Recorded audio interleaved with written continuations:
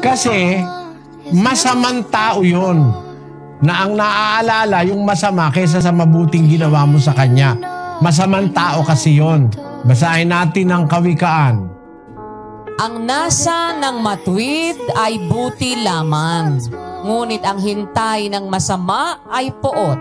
Dalawang klase lang ang tao sa mundo, masama at saka matuwid. Pagka matuwid ang tao, ang nakikita niya yung buti. Pero ang masama, ang nakikita yung ikakapuot niya. Ganon ang tao. Kaya ba't madaling makalimutan yung mabuti? Ang naaalala yung masama. Kasi yung tao na yun na tinutukoy mo, tao yun na masama. Taong masama yun. Kasi kung mabuting tao yun, makikita nun yung ginawa mong mabuti, maaalala nun. Ganon kasi ang Diyos Ang Diyos, kung matuwid, ang naaalala niyang ginawa natin yung mabuti.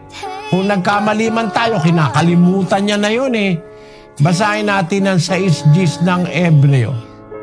Sapagkat ang Diyos ay hindi liko upang limutin ang inyong gawa at ang pag-ibig na inyong ipinakita sa kanyang pangalan, sa inyong paglilingkod sa mga banal, at hanggang ngayon nagsisipaglingkod kayo.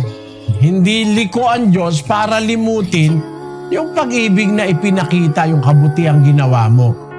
Yung kabutihan, di nililimot ng Diyos yun. Pero alam mo, yung kasamaan, nililimot ng Diyos yun. Yung kasalanan natin, nililimot niya yun.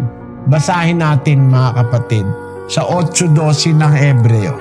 Sapagkat ako'y magiging mahabagin sa kanilang kalikuan, at ang kanilang mga kasalanan ay hindi ko na aalalahanin pa. Tingnan mo ang Diyos, yung kasalanan mo, kinakalimutan niya Pero yung kabutihan mo, hindi niya nakakalimutan. Ganon ang diwa ng matuwid.